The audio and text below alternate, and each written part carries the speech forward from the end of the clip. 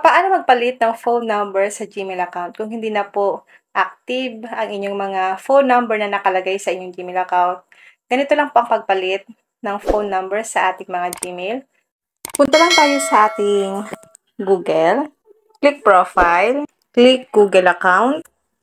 Click Personal Info. Scroll up. Click natin ang phone. Click natin ang phone number. Dalawa kasi guys ang nakasave dito na phone number sa aking email. Click natin ang number.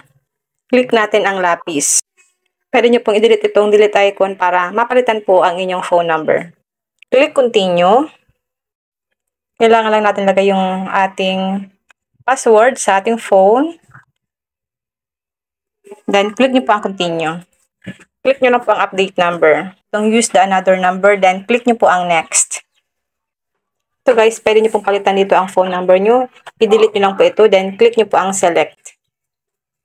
Ganun na po kadali kung paano po magpalit ng phone number sa ating mga Gmail account, lalong-lalo na po kung hindi na po siya updated or hindi nyo na po ginagamit ang inyong phone number na nakasave dito. Kung may natutunan ka sa aking video, huwag mong kalimutan na i-follow ko para ma-update ka sa mga susunod kong video. And now, thank you for watching. God bless you all.